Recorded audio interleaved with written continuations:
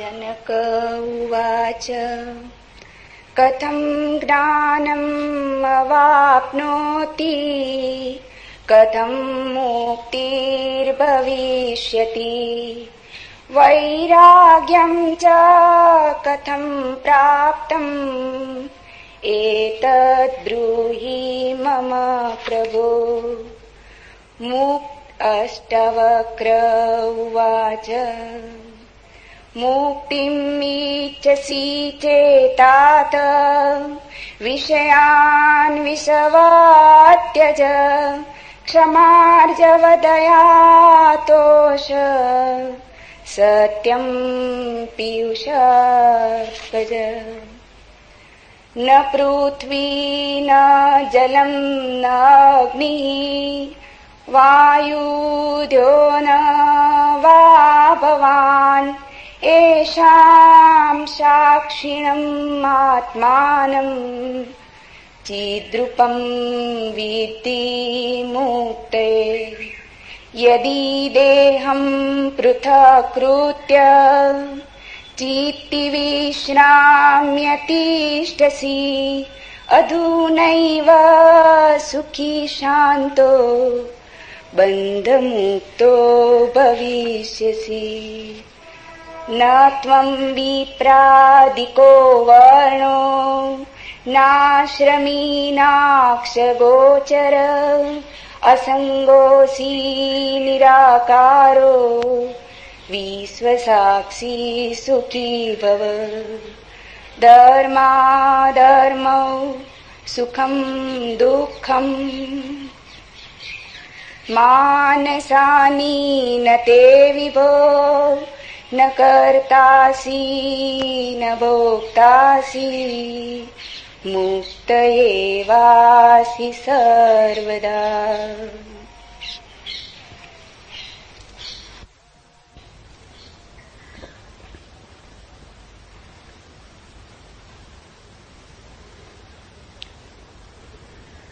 एक अनूठी यात्रा पर हम निकलते हैं।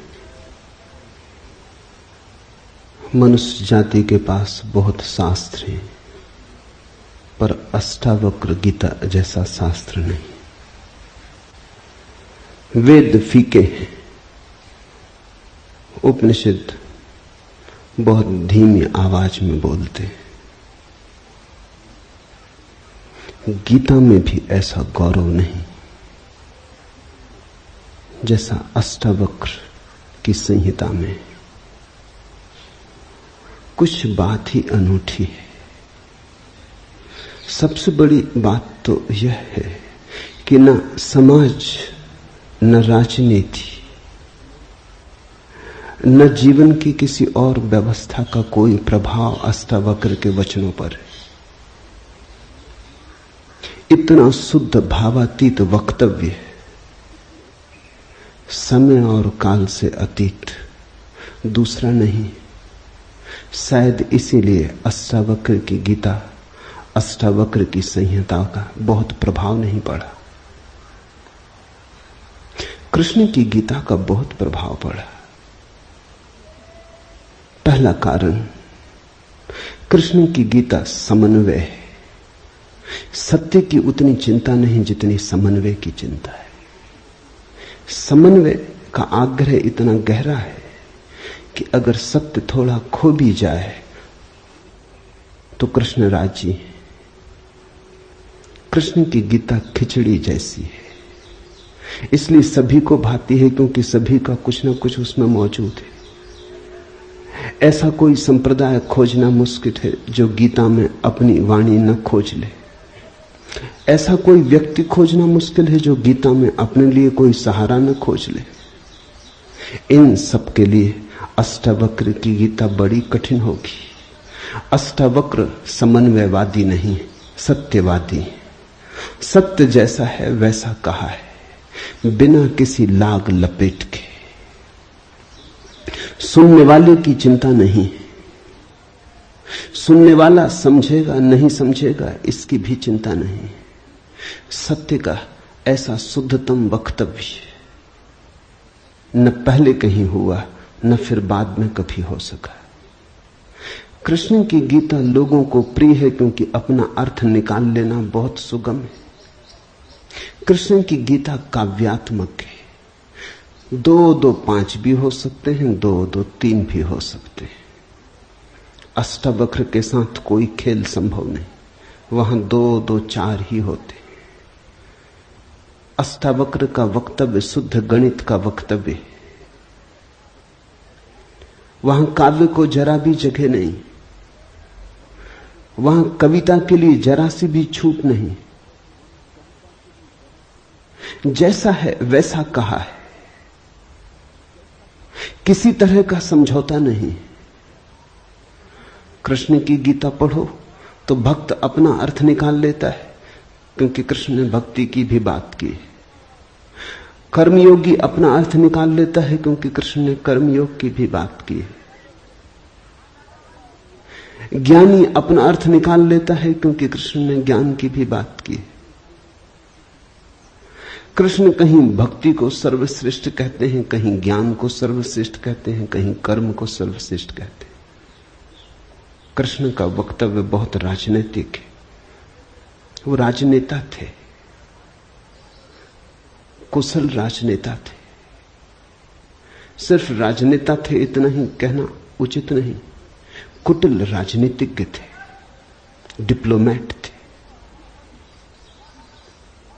उनके वक्तव्य में बहुत सी बातों का ध्यान रखा गया, इसलिए सभी को गीता भा जाती है। इसलिए तो गीता पर हजारों टीकाएं हैं, अष्टावक्र पर कोई चिंता नहीं करता, क्योंकि अष्टावक्र के साथ राजी होना हो तो तुम्हें अपने को छोड़ना पड़ेगा।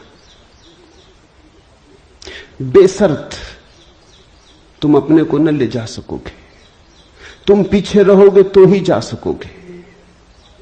कृष्ण के साथ तुम अपने को ले जा सकते हो। कृष्ण के साथ तुम्हें बदलने की कोई भी जरूरत नहीं। कृष्ण के साथ तुम मौजू पड़ सकते हो। इसलिए सभी सांप्रदायिकों ने कृष्ण की गीता पर टीकाएं लिखी। शंकर ने, रामानुज ने, निम्बारक ने, बल्लभ ने, सबने अपने अर्थ निकाल लिए।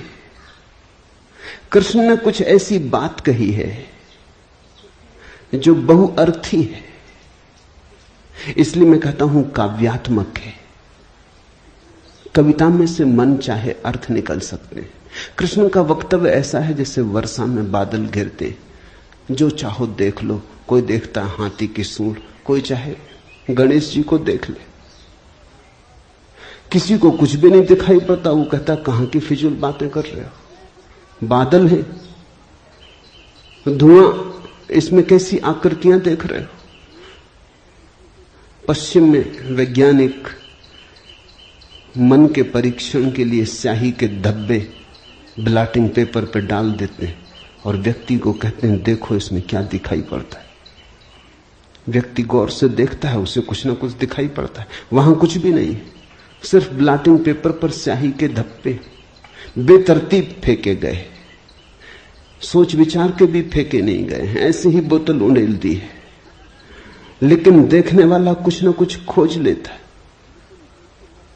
जो देखने वाला खोजता है वो उसके मन में वो आरोपित कर लेता। तुमने भी देखा होगा, दीवार पर वर्षा का पानी पड़ता है, लकीरें खिंच जाती, कभी आदमी की शक्ल दिखाई पड़ती, कभी घोड़े की शक्ल दिखाई पड़ती।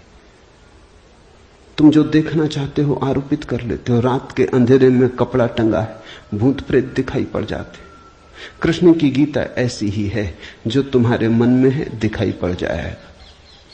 तो शंकर ज्ञान देख लेते हैं, रामानुज भक्ति देख लेते हैं, तिलक कर्म देख लेते हैं, और सब अपने घर प्रसन्नचित्त लौट आते कि ठीक कृष्ण वही कहते हैं जो हमारी मान्यता है। इमर्सन ने लिखा है कि एक बार एक पड़ोसी प्लेटो की किताबें उनसे मांग के ले गया।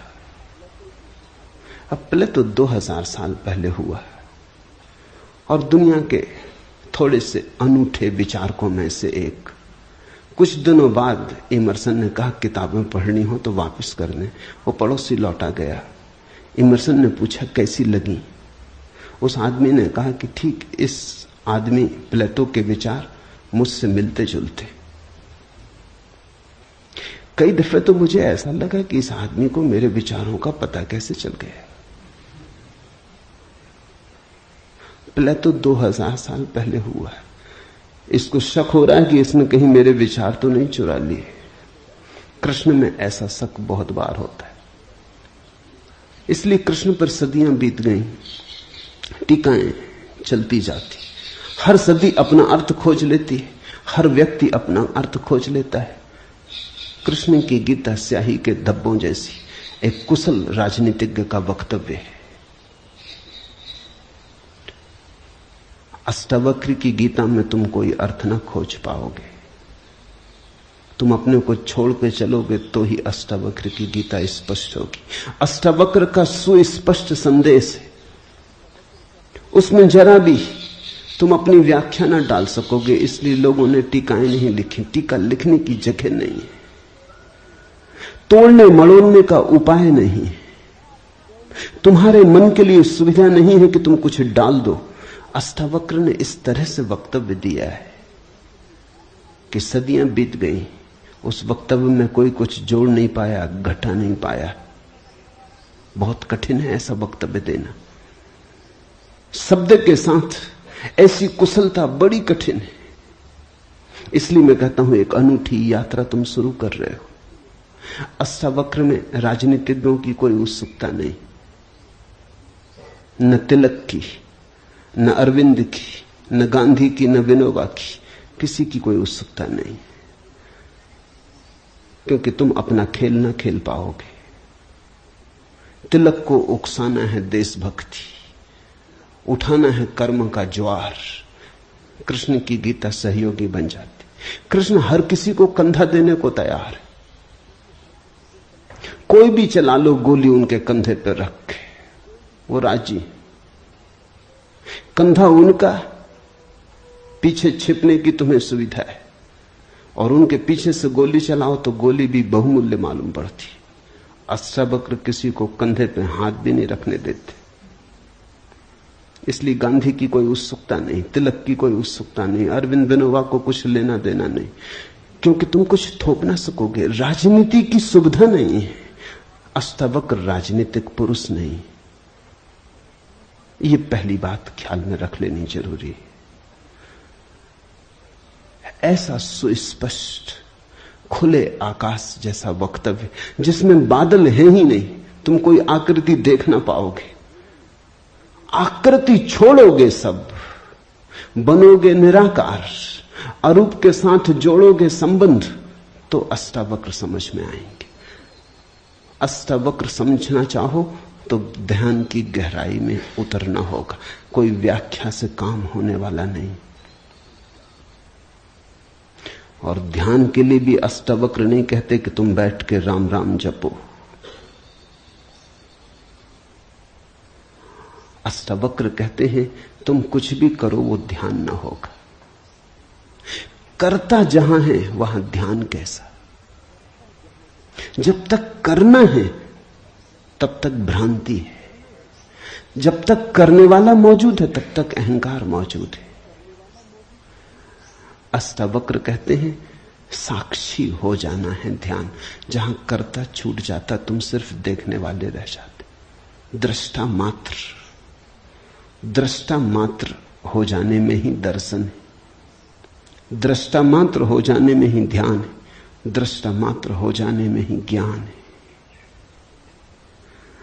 इसके पहले कि हम सूत्र में उतरे, अष्टावक्र के संबंध में कुछ बातें समझ लेनी जरूरी है। ज्यादा पता नहीं, क्योंकि न तो वे सामाजिक पुरुष थे न राजनीतिक, तो इतिहास में कोई उल्लेख नहीं है।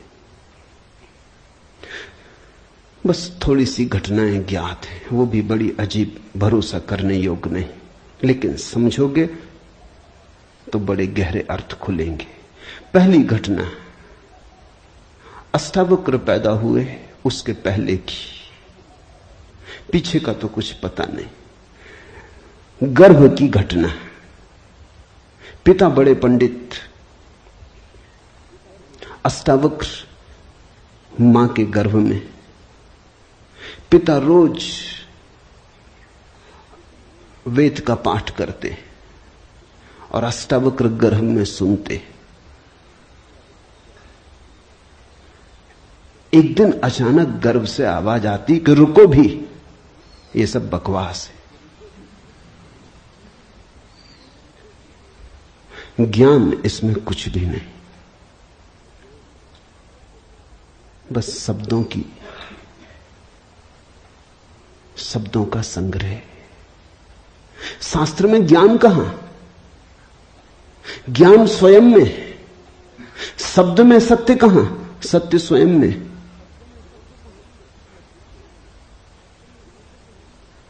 पिता स्वभावतः नाराज हुए। एक तो पिता, फिर पंडित, और गर्भ में छिपा हुआ बेटा इस तरह की बात कहे, अभी पैदा भी नहीं हुआ। क्रोध में आ गए, आग बबूला हो गए। पिता का अहंकार चोट खा गया। फिर पंडित का अहंकार, बड़े पंडित थे, बड़े विवादी थे, शास्त्रार्थी थे। क्रोध में अभिशाप दे दिया कि जब पैदा होगा तो 8 अंगों से टेढ़ा होगा, इसलिए नाम अष्टावक्र। 8 जगह से कुबड़े पैदा हुए, 8 जगह से ऊंट की भांति इर्छे तिरछे। पिता ने क्रोध में शरीर को विक्षत कर दिया। ऐसी और भी कथाएं हैं। कहते हैं बुद्ध जब पैदा हुए तो खड़े खड़े पैदा हुए। मां खड़ी थी वृक्ष के तले, खड़े खड़े मां खड़ी थी, खड़े खड़े पैदा हुए। जमीन पर गिरे नहीं कि चले, 7 कदम चले। 8वें कदम पर रुककर 4 आर्य सत्यों की घोषणा की कि जीवन दुख है। अभी 7 कदम ही चले हैं पृथ्वी पर कि जीवन दुख है, कि दुख से मुक्त होने की संभावना है, कि दुख मुक्ति का उपाय है, कि दुख मुक्ति की अवस्था है, निर्वाण की अवस्था है। लाओत्सु के संबंध में कथा है कि लाओत्सु बूढ़े पैदा हुए, 80 वर्ष के पैदा हुए, 80 वर्ष तक गर्भ में ही रहे। कुछ करने की चाह ही न थी तो गर्भ से निकलने की चाह भी न हुई, कोई वासना ही न थी तो संसार में आने की भी वासना न हुई। जब पैदा हुए तो सफेद बाल थे, 80 वर्ष के बूढ़े थे।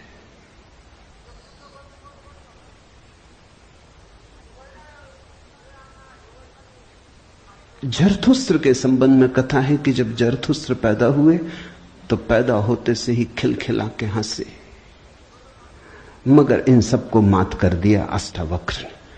ये तो पैदा होने की बात है। अष्टावक्र ने अपना पूरा वक्तव्य दे दिया पैदा होने के पहले। ये कथाएं महत्वपूर्ण हैं।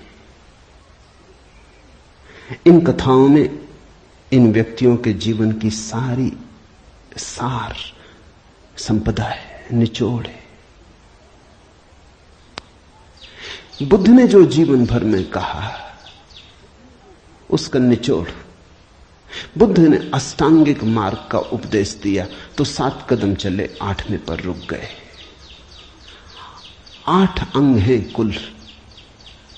पहुंचने की अंतिम अवस्था है सम्यक समाधि। उस समाधि की अवस्था में ही पता चलता है जीवन के पूरे सत्य का। वो 4 आर्य सत्यों की घोषणा करती। लाओत्सु बूढ़ा पैदा हुआ।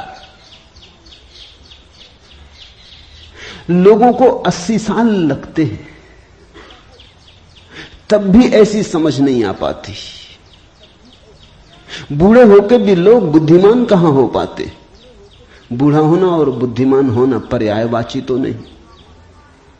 बाल तो धूप में भी पकाए जा सकते हैं। लाओत्सु की कथा इतना ही कहती है कि अगर जीवन में त्वरा हो तीव्रता हो तो जो 80 साल में घटता है वो एक क्षण में घट सकता है। प्रज्ञा की तीव्रता हो तो एक क्षण में घट सकता है। बुद्धि मलिन हो तो 80 साल में भी कहां घटता है।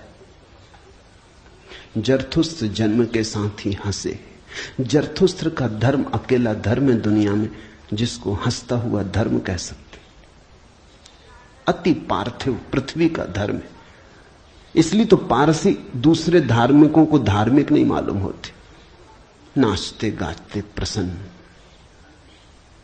जरथुस्त्र का धर्म हंसता हुआ धर्म है, जीवन के स्वीकार का धर्म है, निषेध नहीं है, त्याग नहीं है। तुमने कोई पारसी साधु देखा? नंग धड़ंग खड़ा हो जाए, छोड़ दे, धूप में खड़ा हो जाए, धूनी रमा के बैठ जाए?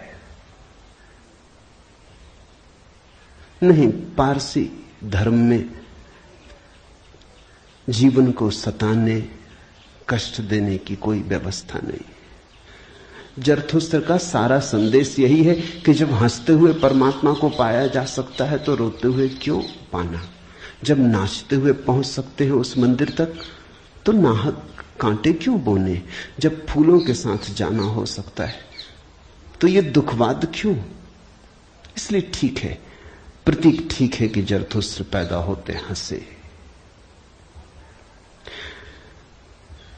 इन कथाओं में इतिहास मत खोजना, ऐसा हुआ है ऐसा नहीं है, लेकिन इन कथाओं में एक बड़ा गहरा अर्थ है। तुम्हारे पास एक बीज पड़ा है, जब तुम बीज को देखते हो तो इससे पैदा होने वाले फूल की कोई भी तो खबर नहीं मिलती।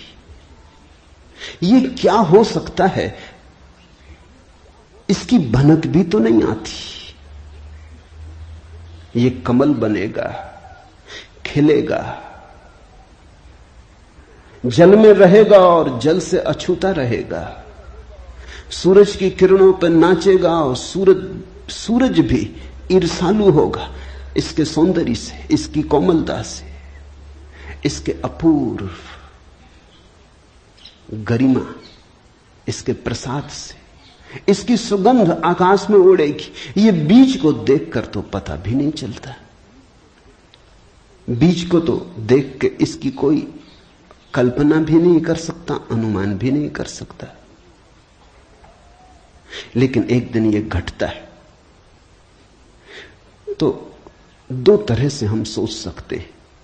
या तो हम बीज को पकड़ लें जोर से और हम कहें जो बीज में दिखाई नहीं पड़ा वो कमल में भी घट नहीं सकता। ये भ्रम है, ये धोखा है, ये झूठ है। जिनको हम तर्कनिष्ठ कहते हैं, संदेहशील कहते हैं, उनका यही आधार है। वो कहते हैं जो बीज में नहीं दिखाई पड़ा वो फूल में हो नहीं सकता, कहीं भ्रांति हो रही है। इसलिए संदेहशील व्यक्ति बुद्ध को मान नहीं पाता, महावीर को स्वीकार नहीं कर पाता, जीसस को अंगीकार नहीं कर पाता, क्योंकि वो कहते हैं हमने जाना इनको। जीसस अपने गांव में आए, बड़े हैरान हुए, गांव के लोगों ने कोई चिंता ही न की। जीसस का वक्तव्य है कि पैगंबर की अपने गांव में पूजा नहीं होती। कारण क्या रहा होगा, क्यों नहीं होती गांव में पूजा पैगंबर की? गांव के लोगों ने बचपन से देखा, बड़े ही जोसेफ का लड़का है, लकड़ियां ढोते देखा, रिंदा चलाते देखा, लकड़ियां चीरते देखा, पसीने से लथपथ देखा, सड़कों पर खेलते देखा, झगड़ते देखा। गांव के लोग इसे बचपन से जानते हैं, बीज की तरह देखा। आज अचानक ये हो कैसे सकता है कि परमात्मा का पुत्र हो गए? नहीं, जिसने बीज को देखा है वो फूल को मान नहीं पाता। वो कहता है जरूर धोखा होगा, बेईमानी होगी, ये आदमी पाखंडी है। बुद्ध अपने घर वापस लौटे तो पिता, सारी दुनिया को जो दिखाई पड़ रहा था वो पिता को दिखाई नहीं पड़ा। सारी दुनिया अनुभव कर रही थी एक प्रकाश, दूर दूर तक खबरें जा रही थी, दूर देशों से लोग आने शुरू हो गए थे। लेकिन जब वो वापस बुद्ध घर आए 12 साल बाद, तो पिता ने कहा मैं तुझे अभी भी क्षमा कर सकता हूं, यद्यपि तूने काम तो बुरा किया है, सताया तो तूने हमें, अपराध तो तूने किया, लेकिन मेरे पास पिता का हृदय, मैं माफ कर दूंगा, द्वार तेरे लिए खुले, मगर फेंक ये भिक्षा का पात्र, हटा ये भिक्षु का वेश, ये सब नहीं चलेगा। तो वापस लौटा, ये राज्य तेरा है, मैं बूढ़ा हो गया, इसको कौन संभालेगा?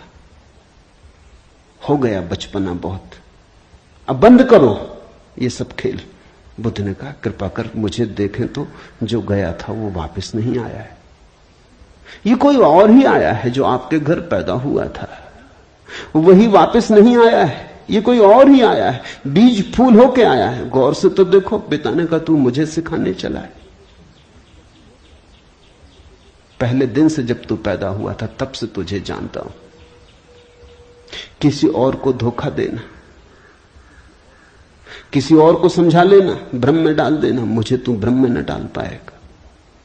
मैं फिर कहता हूं, मैं तुझे भली भांति जानता हूं, मुझे कुछ सिखाने को चेष्टा मत कर, क्षमा करने को मैं राजी हूं। बुद्ध ने कहा, आप और मुझे जानते हैं, मैं तो स्वयं को भी नहीं जानता था, अभी अभी किरणें उतरी हैं और स्वयं को जानो। क्षमा करे, लेकिन यह मुझे कहना ही पड़ेगा कि जिसको आपने देखा वो मैं नहीं हूं, और जहां तक आपने देखा वो मैं नहीं हूं। बाहर बाहर आपने देखा, भीतर आपने कहां देखा? मैं आपसे पैदा हुआ हूं, लेकिन आपने मुझे निर्मित नहीं किया। मैं आपसे आया हूं जैसे एक रास्ते से कोई राहगीर आता है, लेकिन रास्ता और राहगीर का क्या लेना देना? कल रास्ता कहने लगे कि मैं तुझे पहचानता हूं, तू मेरे ही से तो होकर आया। ऐसे ही आप कह रहे हैं, आपके पहले भी मैं था, जन्मों जन्मों से मेरी यात्रा चल रही, आपसे गुजरा जरूर, ऐसा मैं औरों से भी गुजरा हूं, और भी मेरे पिता थे, और भी मेरी माताएं थी, लेकिन मेरा होना बड़ा अलग थलग है, कठिन है, बहुत अति कठिन है। अगर बीज देखा तो फूल पे भरोसा नहीं आता। एक तो ढंग है अश्रद्धालु का, तर्कवादी का, संदेहशील का, कि वो कहता है बीज को हम पहचानते हैं तो फूल हो नहीं सकता, हम कीचड़ को जानते हैं, उस कीचड़ से कमल हो कैसे सकता है? सब गलत, सपना होगा, भ्रांति होगी, किसी मोहजाल में पड़ गए होगे, किसी ने धोखा दे दिया, कोई जादू, कोई तिलिस्म। एक तो ये रास्ता है, एक रास्ता है श्रद्धालु का, प्रेमी का, भक्त का, सहानुभूति से भरे हृदय का। वो फूल को देखता है और फूल से पीछे की तरफ यात्रा करता है। वो कहता है, जब फूल में ऐसा सुगंध हुई, जब फूल में ऐसी विभा प्रकट हुई, जब फूल में ऐसी प्रतिभा, जब फूल में ऐसा कुंवारापन दिखा, तो जरूर बीज में भी रहा होगा, क्योंकि जो फूल में हुआ है वो बीज में न हो तो हो ही नहीं सकता। ये सारी कथाएं घटी हैं, ऐसा नहीं। जिन्होंने अष्टावक्र के फूल को देखा, उनको यह ख्याल में आया कि जो आज हुआ है वो कल भी रहा होगा, छिपा था, अवगुंठित था, पर्दे में पड़ा था। जो आज है, अंत में है, वो प्रथम भी रहा होगा। जो मृत्यु के क्षण में दिखाई पड़ रहा है, वो जन्म के क्षण में भी मौजूद रहा होगा, अन्यथा पैदा कैसे होता? तो एक तो ढंग है फूल से पीछे की तरफ देखना, और एक है बीज से आगे की तरफ देखना। गौर से देखो तो दोनों में सारसूत्र एक ही है, दोनों की आधार भित्ति एक ही है, लेकिन कितना जमीन आसमान का अंतर हो जाता है। जो बीज वाला है वो भी ये कह रहा है कि जो बीज में नहीं है वो फूल में कैसे हो सकता है, ये उसका तर्क है। फूल वाला भी यही कह रहा है, वो कह रहा है जो फूल में है वो बीज में भी होना ही चाहिए। दोनों का तर्क तो एक है, लेकिन दोनों के देखने के ढंग अलग है। बड़ी अड़चन। मुझसे कोई पूछता था कि आपके साथ बचपन में बहुत लोग पढ़े होंगे, स्कूल में, कॉलेज में, वे दिखाई नहीं पड़ते, वे कैसे दिखाई पड़ सकते? उनको बड़ी अड़चन है, वो भरोसा नहीं कर सकते, अति कठिन है उन्हें। कल ही मेरे पास रायपुर से किसी ने एक अखबार भेजा, श्री हरशंकर परसाई ने एक लेख मेरे खिलाफ लिखा है। वो मुझे जानते हैं, कॉलेज के दिनों से जानते हैं, हिंदी के मूर्धन्य व्यंग लेखक के। मेरे मन में उनकी कृतियों का आदर है। लेख में उन्होंने लिखा है कि जबलपुर की हवा में कुछ खराबी है, यहां धोखेबाज और धूर्ती पैदा होते, जैसे रजनीश, महेश योगी, मुंदड़ा, 3 नाम उन्होंने गिनाए। धन्यवाद उनका, कम से कम मेरा नाम नंबर 1 तो गिनाया। इतनी याद तो रखी, एकदम बिसार नहीं दिया, बिल्कुल भूल गए हो ऐसा नहीं। लेकिन अर्जुन स्वाभाविक है, सीधी साफ है, मैं उनकी बात समझ सकता हूं। ये असंभव है बीज को देखा तो फूल में भरोसा। फिर जिन्होंने फूल को देखा उन्हें बीज में भरोसा मुश्किल हो जाता है। तो सभी महापुरुषों की जीवन कथाएं 2 ढंग से लिखी जाती हैं। जो उनके विपरीत हैं वो बचपन से यात्रा शुरू करते हैं, जो उनके पक्ष में है वो अंत से यात्रा शुरू करते हैं और बचपन की तरफ जाते हैं। दोनों एक अर्थ में सही है, लेकिन जो बचपन से यात्रा करके अंत की तरफ जाते हैं वो वंचित रह जाते हैं। उनका सही होना उनके लिए आत्मघाती है। जो अंत से यात्रा करते हैं वो पीछे की तरफ जाते हैं, वो धन्यभागी हैं, क्योंकि बहुत कुछ उन्हें अनायास मिल जाता है जो कि पहले तर्कवादियों को नहीं मिल पाता। अब न केवल मैं गलत मालूम होता हूं, मेरे कारण जबलपुर तक की हवा उनको गलत मालूम होती। कुछ भूल हवा पानी में होनी चाहिए। यदि मैं उनको कहना चाहूंगा जबलपुर को कोई हक नहीं है मेरे संबंध में हवा पानी को अच्छा या खराब तय करने का। जबलपुर से मेरा कोई बहुत नाता नहीं है, थोड़े दिन वहां था, महेश योगी भी थोड़े दिन वहां थे, उनका भी कोई नाता नहीं। हम दोनों का नाता किसी और जगह से है। उस जगह के लोग इतने सोए हैं कि उन्हें अभी खबर ही नहीं है। महेश योगी और मेरा जन्म पास ही पास हुआ, दोनों गाडरवाड़ा के आसपास पैदा हुए। उनका जन्म चिचली में हुआ, मेरा जन्म कुचवाड़े में हुआ। अगर हवा पानी खराब है तो वहां का होगा। इसका दुख गाडरवाड़ा को होना चाहिए, कभी होगा, या सुख। जबलपुर को इसमें बीच में आना नहीं चाहिए। लेकिन मन कैसे तर्क रचता है। अब जो अष्टावक्र की कथा को देखेगा वो सुनते से ही कह देगा गलत, असंभव। ये तो कथा जिन्होंने लिखी है उनको भी पता है कि कहीं कोई गर्व से बोलता है।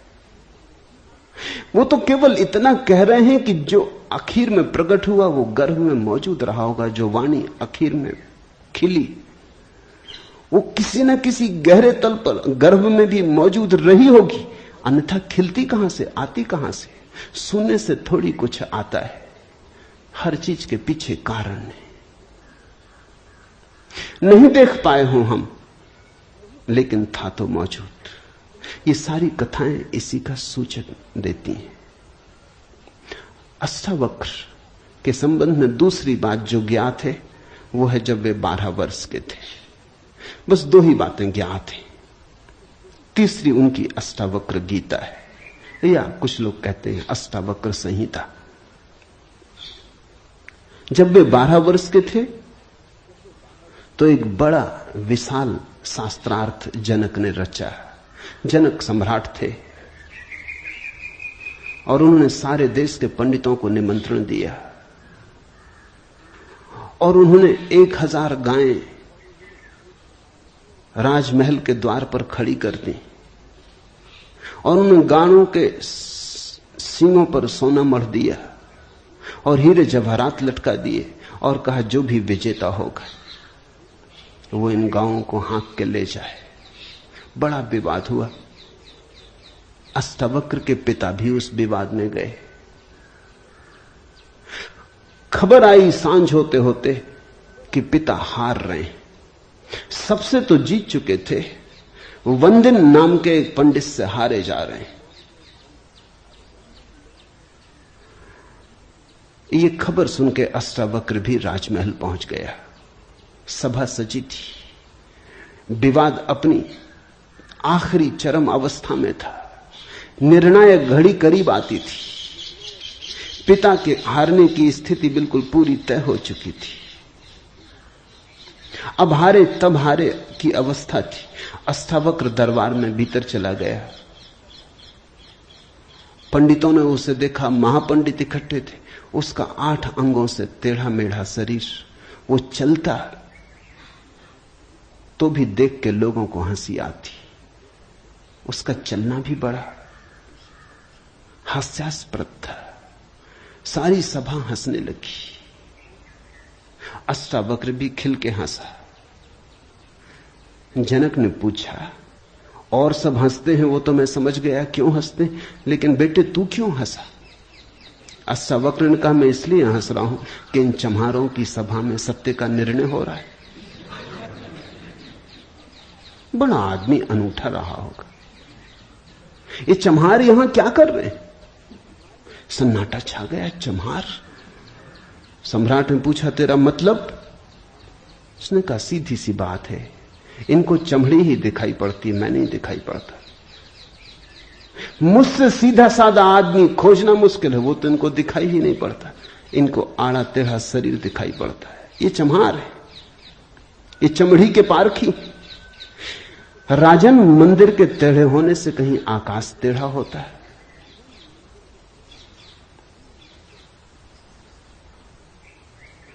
घड़े के फूटे होने से कहीं आकाश फूटता है?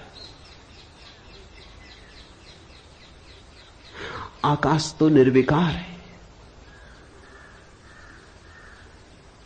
मेरा शरीर टेढ़ा मेढ़ा है, लेकिन मैं तो नहीं। ये जो भीतर बसा है इसकी तरफ तो देखो। इससे तुम सीधा साधा और कुछ खोज ना सकोगे।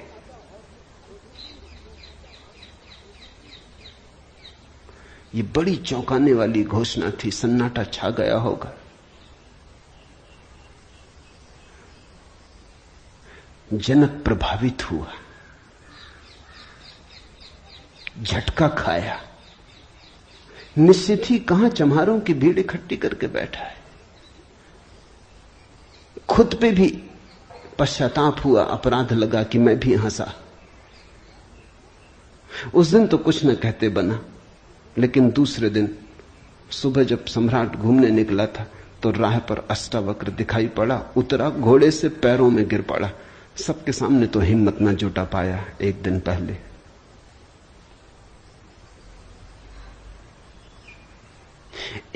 पहले तो कहा था, बेटे तू क्यों हंसता है? 12 साल का लड़का था। उम्र तौली थी, आज उम्र नहीं तौली। आज घोड़े से उतर गया, पैर पर गिर पड़ा, साष्टांग दंडवत, और कहा, पधारें राजमहल, मेरी जिज्ञासाओं का समाधान करें। हे प्रभु, आए मेरे घर। बात मेरी समझ में आ गई। रात भर मैं सो ना सका। ठीक ही कहा, शरीर को ही जो पहचानते हैं उनकी पहचान गहरी कहां।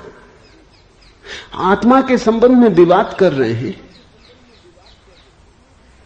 और अभी भी शरीर में रस और विरस पैदा होता है, घृणा, आकर्षण पैदा होता है। मर्त्य को देख रहे हैं, अमृत की चर्चा करते हैं।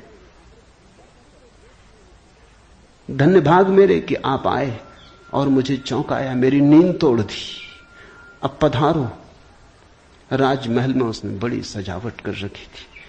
स्वर्ण सिंहासन पर बिठाया था इस 12 साल के अष्टावक्र को और उससे जिज्ञासा की, पहला सूत्र जनक की जिज्ञासा है।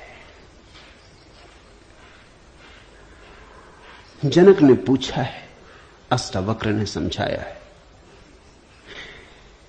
इससे ज्यादा अष्टावक्र के संबंध में और कुछ पता नहीं है, और कुछ पता होने की जरूरत भी नहीं। काफी है, इतना बहुत है। हीरे बहुत होते भी नहीं, कंकड़ पत्थर ही बहुत होते। हीरा एक भी काफी होता है। ये दो छोटी सी घटनाएं हैं। एक तो जन्म के पहले की गर्भ से आवाज और घोषणा कि क्या पागलपन में पड़े हो, शास्त्र में उलझे हो, शब्द में उलझे हो, जागो। ये ज्ञान नहीं है, ये सब उधार है, ये सब बुद्धि का ही जाल है, अनुभव नहीं। इसमें रंच मात्र भी सार नहीं है। कब तक अपने को भरमाए रखोगे? और दूसरी घटना, राजमहल में हंसना पंडितों का और कहना अष्टावक्र का कि जीवन में देखने की दो दृष्टियां हैं, एक आत्मदृष्टि, एक चर्म दृष्टि। चम्हार चमड़ी को देखता, प्रज्ञावान आत्मा को देखता। तुमने गौर किया? चम्हार तुम्हारे चेहरे की तरफ देखते नहीं, वो जूते को ही देखता। असल में चम्हार जूते को देख के सब पहचान लेता तुम्हारे संबंध में कि आर्थिक हालत कैसी है, सफलता मिल रही कि विफलता मिल रही, भाग्य कैसा चल रहा, वो सब जूते में लिखा है। जूते की सिलवटें कह देती, जूते की दशा कह देती, जूते में तुम्हारी आत्मकथा लिखी। चम्हार पढ़ लेता। जूते में चमक, जूते का ताजा और नया होना, चम्हार तुमसे प्रसन्नता से मिलता है। जूता ही उसके लिए तुम्हारी आत्मा का सबूत है। दर्जी कपड़े देखता है, तुम्हारा कोट कपड़ा देख के समझ लेता हालत कैसी। सबकी अपनी बंधी हुई दृष्टियां हैं। सिर्फ आत्मवान ही आत्मा को देखता है, उसकी कोई दृष्टि नहीं है, उसके पास दर्शन है। एक छोटी घटना और जो अष्टावक्र के जीवन से संबंधित नहीं, रामकृष्ण और विवेकानंद के जीवन से संबंधित है, लेकिन अष्टावक्र से उसका जोड़ है। फिर हम सूत्रों में प्रवेश करें। विवेकानंद रामकृष्ण के पास आए तब उनका नाम नरेंद्रनाथ था।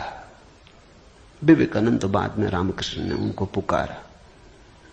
जब आए रामकृष्ण के पास तो अति विवादी थे, नास्तिक थे, तर्कवादी थे, हर चीज के लिए प्रमाण चाहते थे। कुछ चीजें हैं जिनके लिए कोई प्रमाण नहीं,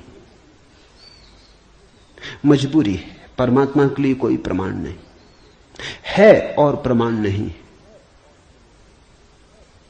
प्रेम के लिए कोई प्रमाण नहीं है और प्रमाण नहीं, सौंदर्य के लिए कोई प्रमाण नहीं है और प्रमाण नहीं है।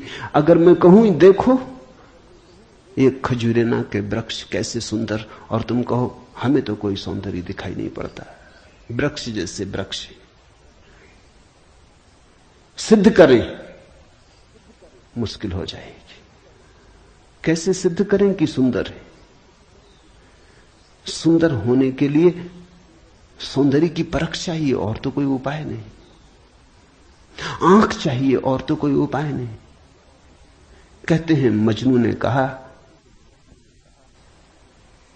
कि लैला को जानना हो तो मजनू की आंख चाहिए। ठीक कहा, लैला को देखने का और कोई उपाय ही नहीं। मजनू को बुलाया था उसके गांव के राजा ने और कहा था तू पागल है, मैं तेरी लैला को जानता हूं, साधारण सी लड़की है, काली कलूटी, कुछ खास नहीं, तुझ पे मुझे दया आती। ये मेरे राजमहल की 12 लड़कियां खड़ी, ये इस देश की सुंदरतम स्त्रियां, इनमें से तू कोई भी चुन ले, ये तुझे रोते देख के मेरा भी प्राण रोता है। उसने देखा और उसने कहा इनमें तो लैला कोई भी नहीं, ये तो लैला के मुकाबले तो दूर, उसके चरण की धूल भी नहीं। सम्राट कहने लगा मजनू तू पागल है। मजनू ने कहा यह हो सकता है, लेकिन एक बात आपसे कहना चाहता हूं, लैला को देखना हो तो मजनू की आंख चाहिए।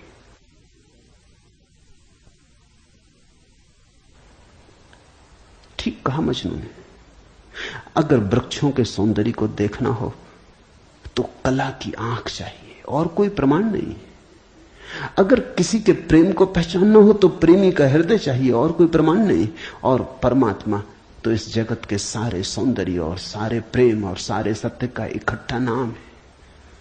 उसके लिए तो ऐसा निर्विकार चित्त चाहिए, ऐसा साक्षी भाव चाहिए जहां कोई शब्द न रह जाए, कोई विचार न रह जाए, कोई तरंग न उठे, वहां कोई धूल न रह जाए। मन की और चित्त का दर्पण परिपूर्ण शुद्ध हो। प्रमाण कहां? रामकृष्ण से विवेकानंद ने कहा प्रमाण चाहिए। है परमात्मा तो प्रमाण थे। और विवेकानंद को देखा रामकृष्ण ने। बड़ी थी संभावना इस युवक की, बड़ी थी यात्रा इसके भविष्य की, बहुत कुछ होने को पड़ा था इसके भीतर, बड़ा खजाना था, उससे ये अपरिचित है। रामकृष्ण ने देखा, इस युवक के पिछले जन्मों में झांका। ये बड़ी संपदा, बड़े पुण्य की संपदा लेकर आ रहा है। ये ऐसे ही तर्क में दबा न रह जाए। कराह उठा होगा पीड़ा और करुणा से रामकृष्ण का हृदय। उन्होंने कहा छोड़, प्रमाण वगैरह बाद में सोच लेंगे। मैं जरा बूढ़ा हुआ, मुझे पढ़ने में अड़चन होती, तू अभी जवान, तेरी आंख अभी तेज, ये किताब पढ़ी, इसे तू पढ़। वो थी अष्टावक्र गीता, जरा मुझे सुनाते। कहते हैं विवेकानंद को इसमें तो कुछ अड़चन न मालूम पड़ी। यह आदमी कुछ ऐसी तो कोई खास बात नहीं मांग रहा है। 2-4 सूत्र पढ़े और एक घबराहट और रोआ रोआ कपने लगा। और विवेकानंद ने कहा मुझसे नहीं पढ़ा जाता। रामकृष्ण ने कहा पढ़ भी, इसमें हर्ज क्या है, तेरा क्या बिगाड़ लेगी ये किताब, तू जवान है अभी, तेरी आंख अभी ताजी, और मैं बूढ़ा हुआ, मुझे पढ़ने में दिक्कत होती, और ये किताब मुझे पढ़नी तो तू पढ़ के सुना दे। कहते उस किताब को सुनाते सुनाते ही विवेकानंद डूब गए। रामकृष्ण ने देखा इस व्यक्ति के भीतर बड़ी संभावना है, बड़ी शुद्ध संभावना है, जैसी एक बोधिसत्व की होती, जो कभी न कभी बुद्ध होना जिसका निर्णीत है। आज नहीं कल भटके कितना ही, बुद्धत्व जिसके पास चला आ रहा है। क्यों अष्टावक्र की गीता रामकृष्ण ने कही कि तू पढ़ के मुझे सुना दे? क्योंकि इससे ज्यादा शुद्धतम वक्तव्य और कोई नहीं। ये शब्द भी अगर तुम्हारे भीतर पहुंच जाएं तो तुम्हारी सोई हुई आत्मा को जगाने लगेंगे। ये शब्द तुम्हें तरंगायित करेंगे, ये शब्द तुम्हें आह्लादित करेंगे, ये शब्द तुम्हें झकझोरेंगे। इन शब्दों के साथ क्रांति घटित हो सकती। अष्टावक्र की गीता को मैंने यूं ही नहीं चुना है और जल्दी नहीं चुना, बहुत देर करके चुना है, सोच विचार के। दिन थे जब मैं कृष्ण की गीता पर बोला, क्योंकि भीड़ भाड़ मेरे पास थी। भीड़ भाड़ के लिए अष्टावक्र गीता का कोई अर्थ न था। बड़ी चेष्टा करके भीड़ भाड़ से छुटकारा पाया है। अब तो थोड़े से विवेकानंद यहां हैं, अब तो उनसे बात करनी है जिनकी बड़ी संभावना है। उन थोड़े से लोगों के साथ मेहनत करनी है जिनके साथ मेहनत का परिणाम हो सकता है। अब हीरे तराशने, कंकड़ पत्थरों पर यह छेनी खराब नहीं करनी, इसलिए चुनी है अष्टावक्र की गीता। तुम तैयार हुए हो इसलिए चुनी। पहला सूत्र, जनक ने कहा, हे प्रभु, पुरुष ज्ञान को कैसे प्राप्त होता है और मुक्ति कैसे होगी और वैराग्य कैसे प्राप्त होगा, यह मुझे कहिए। एतत् मम ब्रूहि प्रभो, मुझे समझाएं प्रभु। 12 साल के लड़के से सम्राट जनक का कहना, हे प्रभु, भगवान मुझे समझाएं। एतत् मम ब्रूहि, मुझे ना समझ को कुछ समझ दें, मुझे अज्ञानी को जगाएं। 3 प्रश्न पूछे हैं। कथम ज्ञानम, कैसे होगा ज्ञान? साधारणता तो हम सोचेंगे कि यह भी कोई पूछने की बात है, किताबों में भरा पड़ा है। जनक भी जानता था किताबों में भरा पड़ा है वो ज्ञान नहीं, वो केवल ज्ञान की धूल है, राख है। ज्ञान की ज्योति जब जलती है तो पीछे राख छूट जाती, राख इकट्ठी होती चली जाती, शास्त्र बन जाती। वेद राख है। कभी जलते हुए अंगारे थे, ऋषियों ने उन्हें अपनी आत्मा में जलाया था, फिर राख रह गए। फिर राख संयोजित की जाती, संग्रहित की जाती, सुव्यवस्थित की जाती। जैसे जब आदमी मर जाता है तो हम उसकी राख इकट्ठी कर लेते हैं, उसको फूल कहते हैं। बड़े मजेदार लोग हैं जिंदगी में जिसको फूल नहीं कहा। उसकी हड्डी वड्डियां इकट्ठी कर लाते हैं, कहते फूल संजोला है, फिर संभाल कर रखते, मंजूसा बनाते। जिसको जिंदगी में कभी फूल का आदर नहीं दिया, जिसको जिंदगी में कभी फूल की तरह देखा नहीं, जब मर जाता है आदमी पागल है, तब उसकी हड्डी को, राख को फूल कहते। ऐसे ही जब कोई बुद्ध जीवित होता है तब तुम सुनते नहीं। जब कोई महावीर तुम्हारे बीच से गुजरता है तब तुम नाराज होते हो। लगता है यह आदमी तुम्हारे सपने तोड़ रहा है या तुम्हारी नींद में दखल डाल रहा है। ये कोई जगाने का वक्त है? अभी अभी तो सपना आना शुरू हुआ था, अभी अभी तो जरा जीतना शुरू किया था जिंदगी में, अभी अभी तो दांव ठीक लगने लगे थे, तीर ठीक ठीक जगह पड़ने लगा था, और ये सज्जन आ गए, ये कहते हैं सब आसार है। अभी अभी तो चुनाव जीते थे, पद पे पहुंचने का रास्ता बना था, और ये महापुरुष आ गए, ये कहते हैं ये सब सपना है, इसमें कुछ सार नहीं, मौत आएगी सब छीन लेगी। छोड़ो भी, जब मौत आएगी तब देखेंगे, बीच में तो इस तरह की बातें मत उठाओ। लेकिन जब महावीर मर जाते, बुद्ध मर जाते, तब उनकी राख को हम इकट्ठी कर लेते हैं, फिर हम धम्म पद बनाते, वेद बनाते, फिर हम पूजा के फूल चढ़ाते। जनक भी जानता था कि शास्त्रों में सूचनाएं भरी पड़ी, लेकिन उसने पूछा कथम ज्ञानम, कैसे होगा ज्ञान? क्योंकि कितना ही जान लो ज्ञान तो होता ही नहीं। जानते जाओ, शास्त्र कंठस्थ कर लो, तोते बन जाओ, एक एक सूत्र याद हो जाए, पूरे वेद स्मृति में छप जाएं, फिर भी ज्ञान तो होता नहीं। कथम ज्ञानम, कैसे होता ज्ञान? कथम मुक्ति, मुक्ति कैसे होगी? क्योंकि जिसको तुम ज्ञान कहते हो वो तो बांध लेता उल्टे, मुक्त कहां करता। ज्ञान तो वही है जो मुक्त करे। जीसस ने कहा है सत्य वही है जो मुक्त करे, ज्ञान तो वही है जो मुक्त करे। ये ज्ञान की कसौटी है। पंडित मुक्त तो दिखाई नहीं पड़ता, बंधा दिखाई पड़ता है, मुक्ति की बातें करता है, मुक्त दिखाई नहीं पड़ता है, हजार बंधनों में बंधा हुआ मालूम पड़ता है। तुमने कभी गौर किया, तुम्हारे तथाकथित संत तुमसे भी ज्यादा बंधे हुए मालूम पड़ते। तुम शायद थोड़े बहुत मुक्त भी हो, तुम्हारे संत तुमसे भी ज्यादा बंधे, लकीर के फकीर हैं। न उठ सकते स्वतंत्रता से, न बैठ सकते स्वतंत्रता से, न जी सकते स्वतंत्रता से। कुछ दिनों पहले कुछ जैन साध्वियों की मेरे पास खबर आई कि वो मिलना चाहती, मगर श्रावक आने नहीं देते। ये भी बड़े मजे की बात है। साधु का अर्थ होता है जिसने फिक्र छोड़ी समाज की, जो चल पड़ा अरण्य की यात्रा पर, जिसने कहा अब न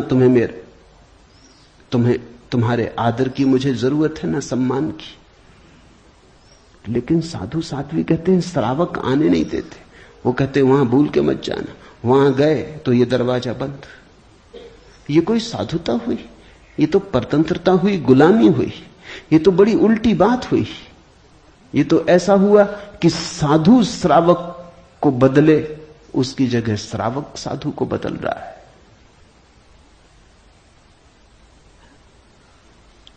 एक मित्र ने आके मुझे कहा, एक जैन साध्वी आपकी किताबें पढ़ती लेकिन चोरी से।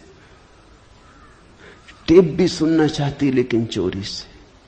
और अगर कभी किसी के सामने आपका नाम भी ले दो तो वो इस तरह हो जाती जैसे उसने कभी आपका नाम सुना ही नहीं। ये मुक्ति हुई। जनक ने पूछा कथम मुक्ति, कैसे होती मुक्ति, क्या है मुक्ति? उस ज्ञान को मुझे समझाएं जो मुक्त कर देता है। स्वतंत्रता मनुष्य की सबसे महत्वपूर्ण आकांक्षा है। सब पालो लेकिन गुलामी अगर रही तो छिदती है। सब मिल जाए, स्वतंत्रता ना मिले तो कुछ भी नहीं मिला। मनुष्य चाहता है खुला आकाश, कोई सीमा ना हो। वो मनुष्य की अंतरतम निगूढ़तम आकांक्षा है, जहां कोई सीमा ना हो, कोई बाधा ना हो। इसी को परमात्मा होने की आकांक्षा कहो, मोक्ष की आकांक्षा कहो। हमने ठीक शब्द चुना है, मोक्ष। दुनिया की किसी भाषा में ऐसा प्यारा शब्द नहीं। स्वर्ग, फिरदौस, इस तरह के शब्द हैं, लेकिन उन शब्दों में मोक्ष की कोई धुन नहीं है। मोक्ष का संगीत ही अनूठा है। उसका अर्थ ही केवल इतना है, ऐसी परम स्वतंत्रता जिस पर कोई बाधा नहीं है। स्वतंत्रता इतनी शुद्ध कि जिस पे कोई सीमा नहीं। पूछा जनक ने कैसे होगी मुक्ति और कैसे होगा वैराग्य? हे प्रभु मुझे समझाकर कहिए। अष्टावक्र ने गौर से देखा होगा जनक की तरफ, क्योंकि गुरु के लिए वही पहला काम है कि जब कोई जिज्ञासा करे तो वो गौर से देखे जिज्ञासा किस स्रोत से आती, पूछने वाले ने क्यों पूछा है। उत्तर तो तभी सार्थक हो सकता है जब प्रश्न क्यों किया गया है वो समझ में आ जाए, वो साफ हो जाए। ध्यान रखना, सद्ज्ञान को उपलब्ध व्यक्ति सद्गुरु तुम्हारे प्रश्न का उत्तर नहीं देता, तुम्हें उत्तर देता है। तुम क्या पूछते हो इसकी फिक्र कम है, तुमने क्यों पूछा है, तुम्हारे पूछने के पीछे अंतर चेतन में छिपा हुआ जाल क्या है, तुम्हारे प्रश्नों की आड़ में वस्तुतः कौन सी आकांक्षा छिपी है।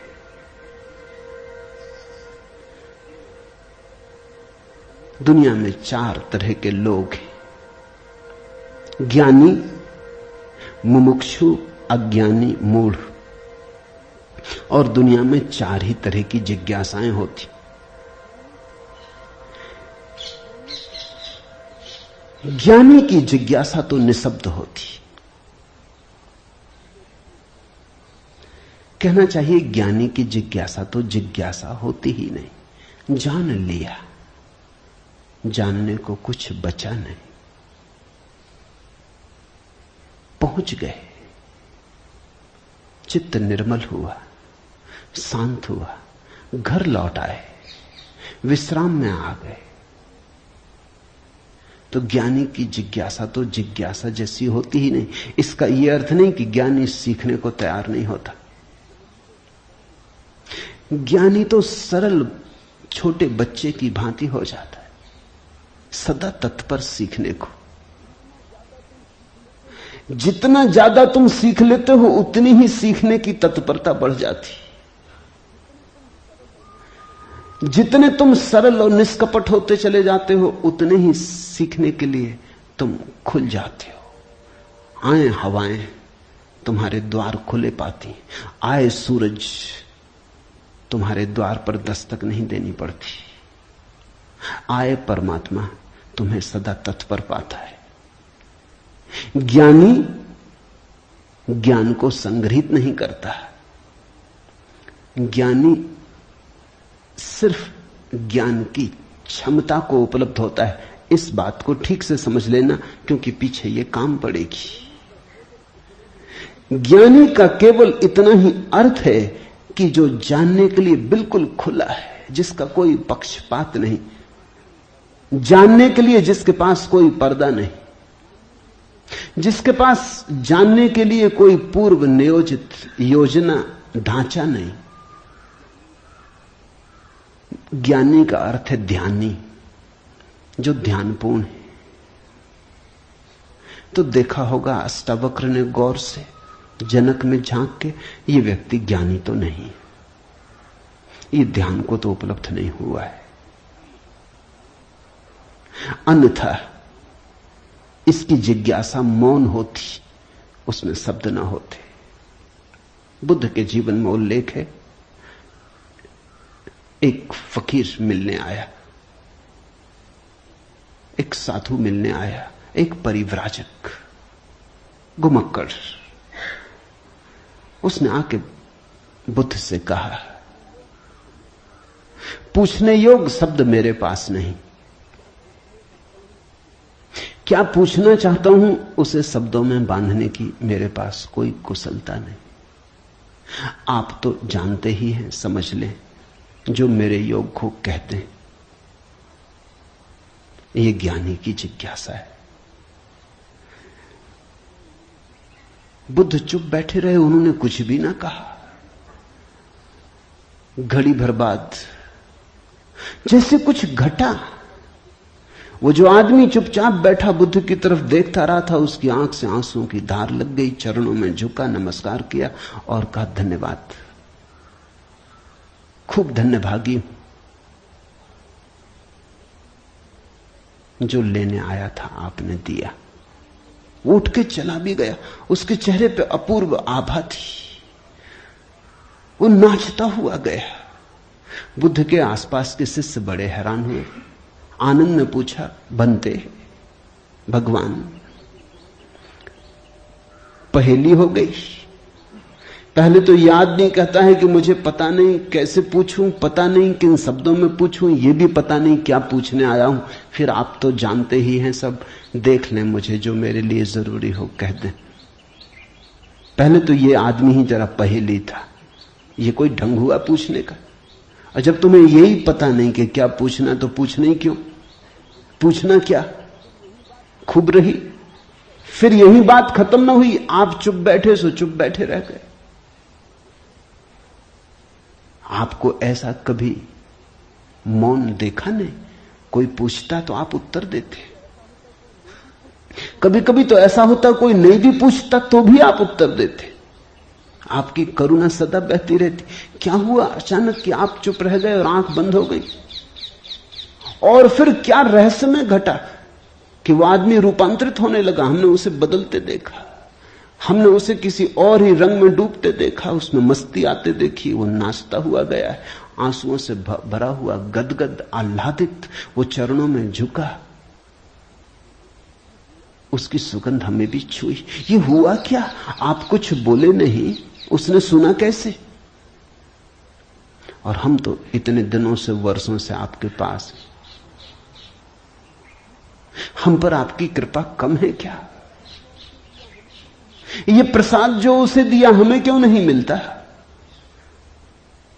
लेकिन ध्यान रहे, उतना ही मिलता है जितना तुम ले सकते हो। बुद्ध ने कहा, सुनो, घोड़े, आनंद से घोड़े की बात की क्योंकि आनंद छत्री था, बुद्ध का चचेरा भाई था और बचपन से ही घोड़े का बड़ा शौक था। उसे घुड़सवार था, प्रसिद्ध घुड़सवार था, प्रतियोगी था बड़ा।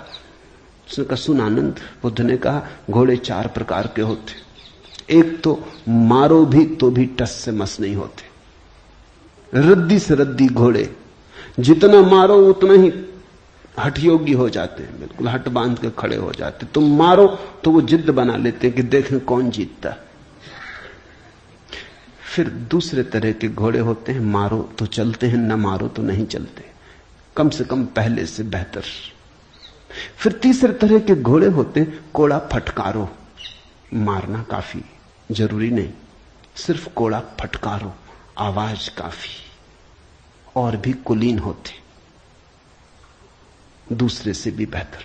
फिर आनंद, तुझे जरूर पता होगा, ऐसे भी घोड़े होते हैं कि कोड़े की छाया देख के भागते हैं, फटकारना भी नहीं पड़ता। ये ऐसा ही घोड़ा था, छाया काफी। अष्टावक्र ने देखा होगा गौर से। जब तुम आके मुझसे कुछ पूछते हो तो तुम्हारे प्रश्न से ज्यादा महत्वपूर्ण सवाल तुम हो। कभी कभी तुम्हें भी ऐसा लगता होगा कि तुमने जो नहीं पूछा था वो मैंने उत्तर दिया है, और कभी कभी तुम्हें ऐसा भी लगता होगा कि शायद मैं टाल गया तुम्हारे प्रश्न को, बचाव कर गया, कुछ और उत्तर दे गया हूं। लेकिन सदा तुम्हारी भीतरी जरूरत ज्यादा महत्वपूर्ण। तुम क्या पूछते हो ये उतना महत्वपूर्ण नहीं, क्योंकि तुम्हें खुद ही ठीक पता नहीं तुम क्या पूछते हो, क्यों पूछते हो। उत्तर वही दिया जाता है जिसकी तुम्हें जरूरत है। तुम्हारे पूछने से कुछ तय नहीं होता। देखा होगा अष्टावक्र ने ज्ञानी तो नहीं है जनक, अज्ञानी है फिर क्या? अज्ञानी भी नहीं, क्योंकि अज्ञानी तो अकड़ा से भरा होता है। अज्ञानी तो झुकना जानता ही नहीं। ये तो मुझ 12 साल की उम्र के लड़के के पैरों में झुक गया, साष्टांग दंडवत की। ये अज्ञानी के लिए असंभव है। अज्ञानी तो समझता है कि मैं जानता ही हूं, मुझे कौन समझाएगा। अज्ञानी अगर कभी पूछता भी है तो तुम्हें गलत सिद्ध करने को पूछता है, क्योंकि अज्ञानी तो ये मान के चलता है कि पता तो मुझे है ही, देखें इनको भी पता है या नहीं। अज्ञानी परीक्षा के लिए पूछता है। नहीं, इसकी आंखें जनक की तो बड़ी निर्मल है। मुझ 12 साल के अनजान अपरिचित लड़के को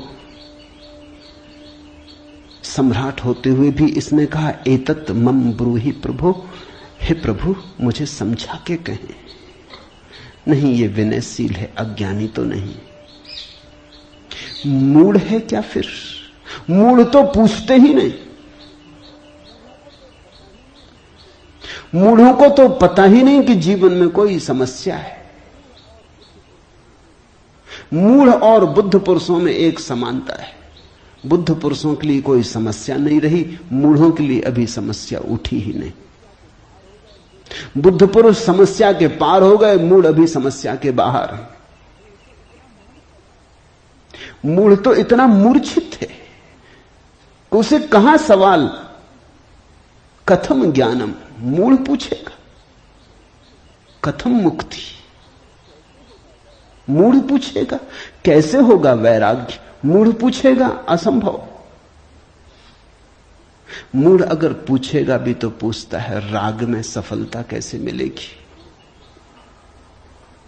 मूढ़ अगर पूछता भी है तो पूछता है संसार में और थोड़े ज्यादा दिन कैसे रहना हो जाए, मुक्ति नहीं। मूढ़ पूछता है बंधन सोने के कैसे बने, बंधन में हीरे जवाहरात कैसे जड़े।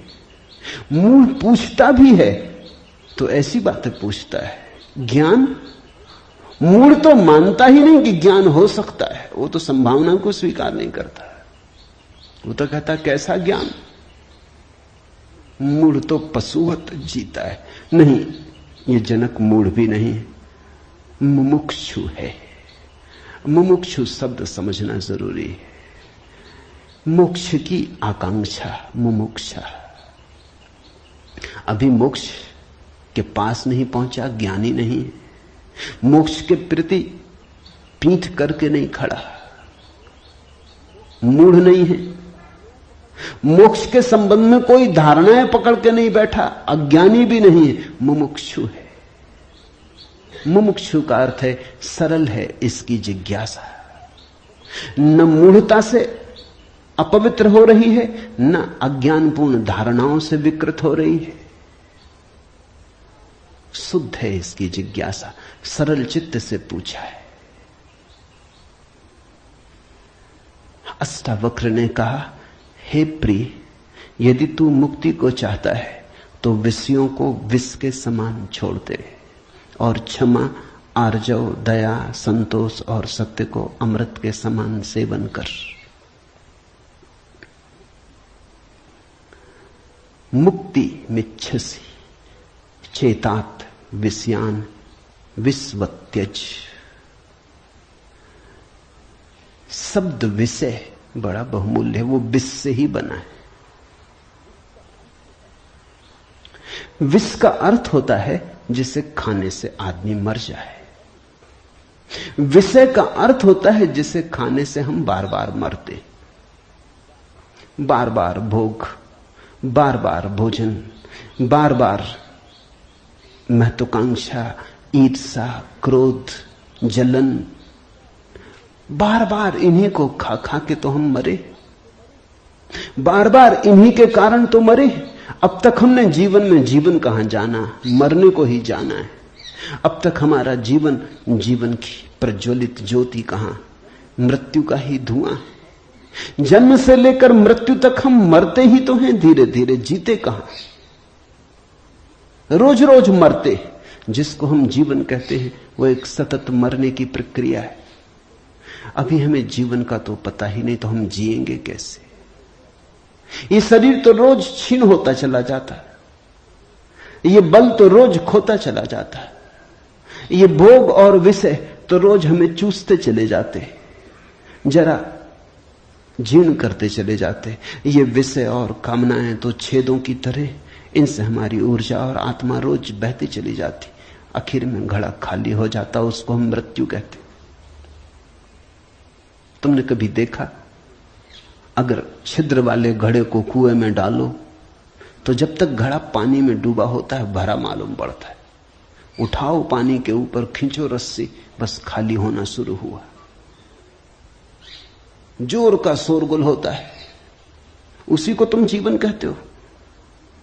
जलधारें गिरने लगती, उसी को तुम जीवन कहते हो।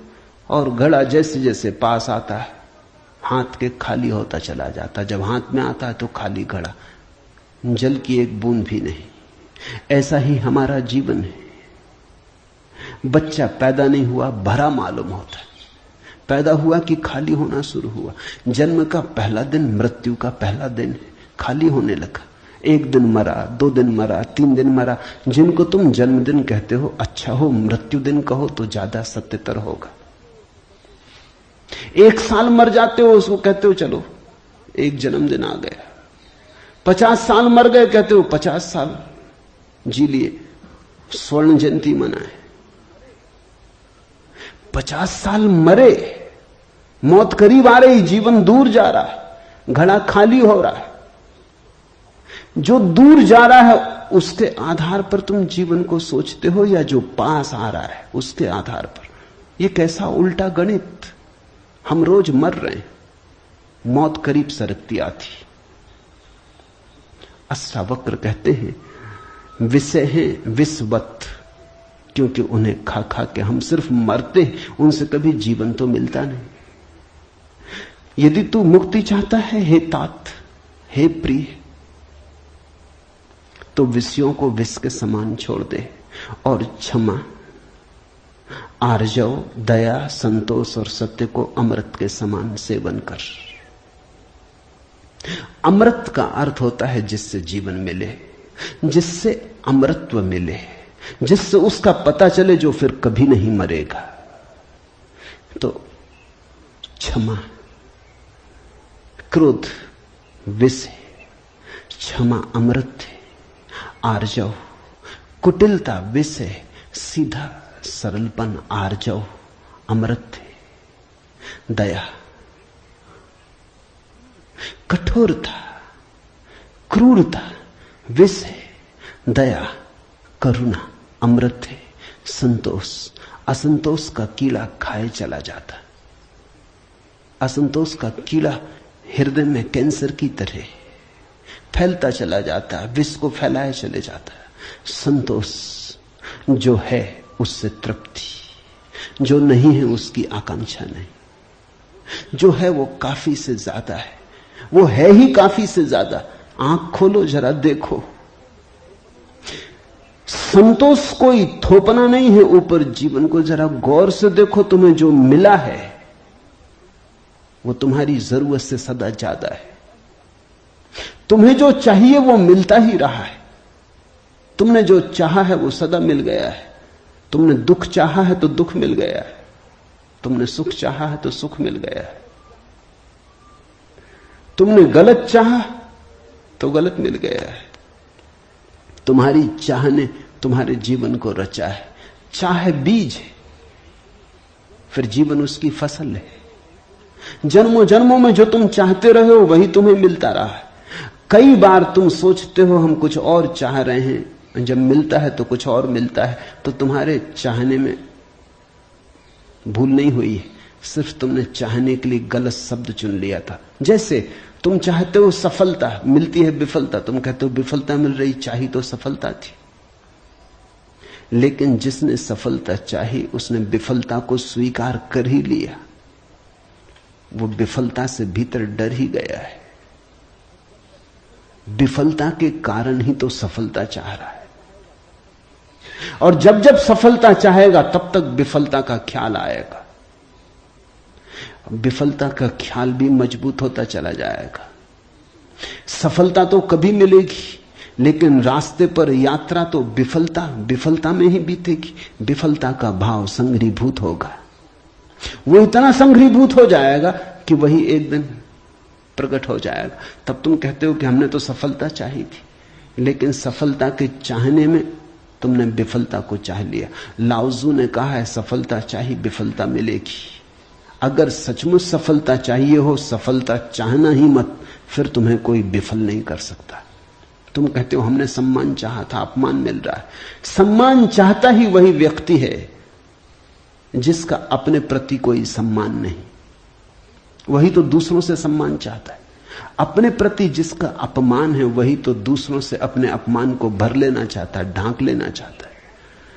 सम्मान की आकांक्षा इस बात की खबर है कि तुम अपने भीतर अपमानित अनुभव कर रहे हो। तुम्हें अनुभव हो रहा है कि मैं कुछ भी नहीं हूं, दूसरे मुझे कुछ बना दे, सिंहासन पे बिठा दे, फताकाएं फहरा दे, झंडे उठा ले मेरे नाम के, दूसरे कुछ कर दे। तुम भिखमंगे हो। तुमने अपना अपमान तो खुद कर लिया जब तुमने सम्मान चाहा, और यह अपमान गहन होता जाएगा। लाओसू कहता है मेरा कोई अपमान नहीं कर सकता क्योंकि मैं सम्मान चाहता ही नहीं। यह सम्मान को पा लेना है। लाओजू कहता है मुझे कोई हरा नहीं सकता क्योंकि जीत की हमने बात ही छोड़ दी, अब हराओगे कैसे? तुम उसी को हरा सकते हो जो जीतना चाहता है। अब ये जरा उलझा हुआ हिसाब है। इस दुनिया में सम्मान उन्हें मिलता है जिन्होंने सम्मान नहीं चाहा, सफलता उन्हें मिलती है जिन्होंने सफलता नहीं चाही। क्योंकि जिन्होंने सफलता नहीं चाही उन्होंने तो स्वीकार ही कर लिया कि सफल तो हम हैं ही, अब और चाहना क्या है। सम्मान तो हमारे भीतर आत्मा का है ही, अब और चाहना क्या है। परमात्मा ने सम्मान दे दिया तुम्हें पैदा करके, अब और किसका सम्मान चाहते हो। परमात्मा ने तुम्हें काफी गौरव दे दिया, जीवन दिया, यह सौभाग्य दिया कि आंख खोलो देखो हरे वृक्षों को, फूलों को, पक्षियों को, कान दिए सुनो संगीत को, जलप्रपात के मरमर को, बोध दिया कि बुद्ध हो सको। अब और क्या चाहते हो। सम्मानित तो तुम हो गए, परमात्मा ने तुम्हें प्रमाण पत्र दिया। तुम भिखारी की तरह किन से प्रमाण पत्र मांग रहे हो? उनसे जो तुमसे प्रमाण पत्र मांग रहे। ये बड़ा मजेदार मामला है। दो भिखारी एक दूसरे के सामने खड़े भीख मांग रहे। ये भीख मिलेगी कैसे? दोनों भिखारी हैं। तुम किससे सम्मान मांग रहे हो? किसके सामने खड़े हो? ये अपमान कर रहे हो तुम अपना, और यही अपमान गहन होता जाएगा। संतोष का अर्थ होता है देखो जो तुम्हारे पास है, देखो जरा आंख खोल के जो तुम्हें मिला ही है।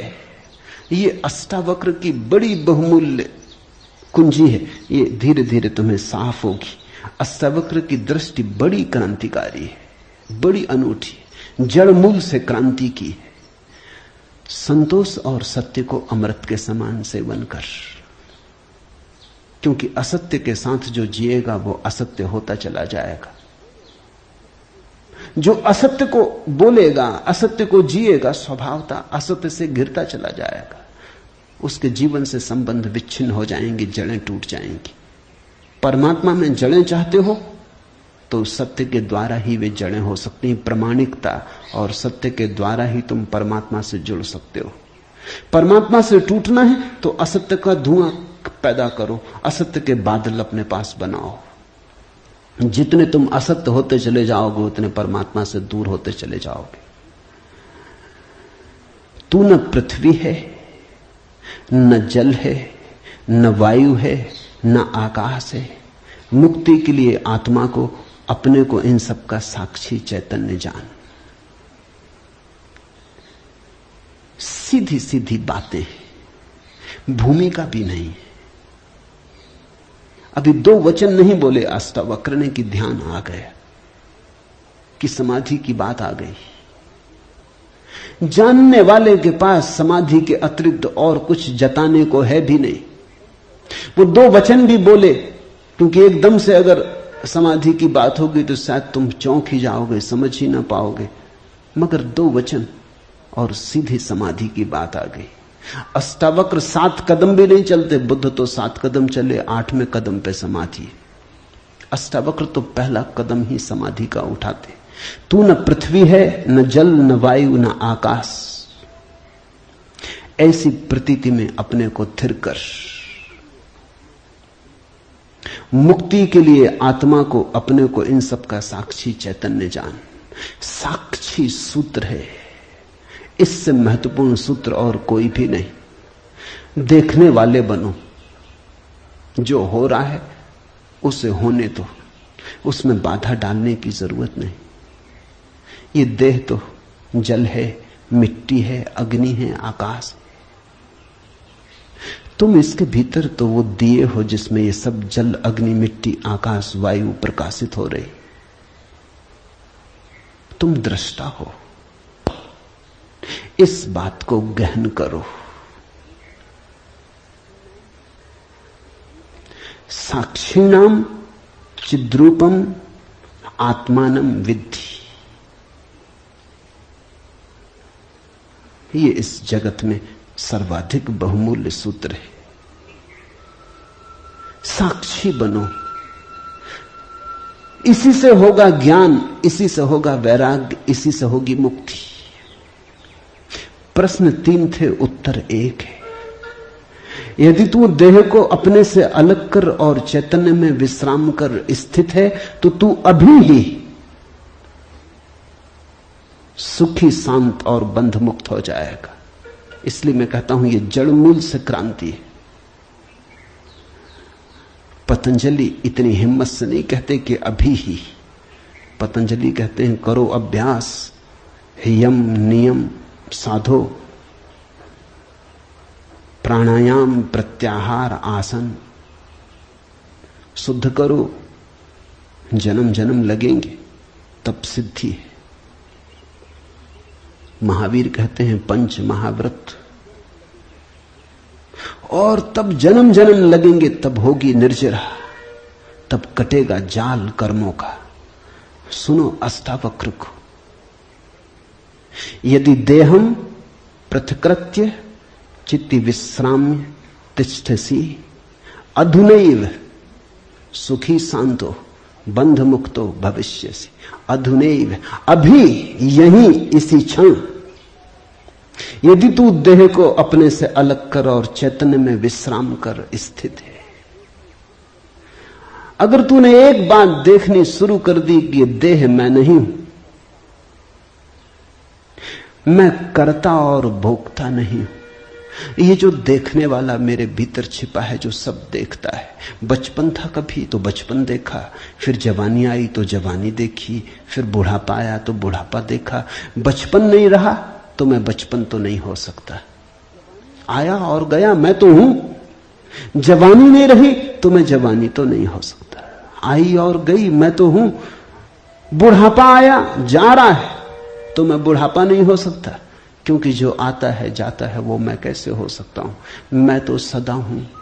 जिस पे बचपन आया, जिस पे जवानी आई, जिस पे बुढ़ापा आया, जिस पे 1000 चीजें आई और गई, मैं वही शाश्वत हूं।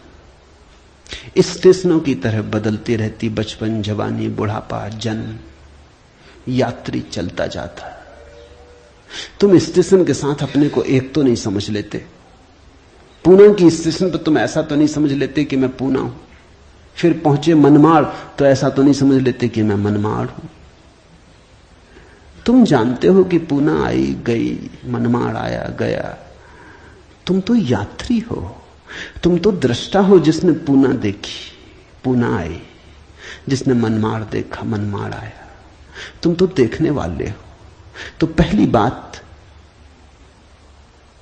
जो हो रहा है उसमें से देखने वाले को अलग कर लो, देह को अपने से अलग कर, और चैतन्य में विश्राम।